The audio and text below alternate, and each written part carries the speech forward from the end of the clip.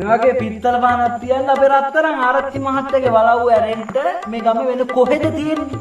කොහෙවත් නැහැ. කොහෙවත් නැහැ. මේ ආරච්චි එක්ක හැප්පෙන්න එකෙක් ඉන්නවද මේ ගමේ? අනේද කියන්නේ. 2000යි බ්‍රෝ 2000යි බ්‍රෝ 2000යි බ්‍රෝ 2000යි බ්‍රෝ මොකද ඇබුලේ? ඔය සිරියාවතීගේ සම්පත් කොළුවනේ. පෙරේදා තමයි ඒරෝප්පේ ඉඳන් ආවේ. කොහොමද බ්‍රෝ? හොල්ලෝ එදි සම්පතයි කොහොමද ඉන්නවනේ? 2500යි කියාපිය 2500යි යම් 2500යි කිසිවෙකුටත් දෙවෙනි නෝන අපේ රත්තරන් ආරච්චි මහත්තයා.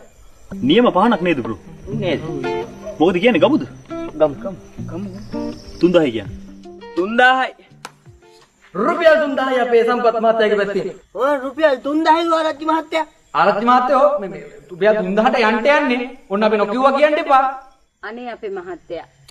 හැබැයි ඔය පිත්තල පාන්නම් කීයක් කියලා වලව්වේ තියෙනවද? ඕන් ඔය ගන්න දීපල්ලා ගන්න එක්ක. රුපියල් 3000යි 3 යවලයි.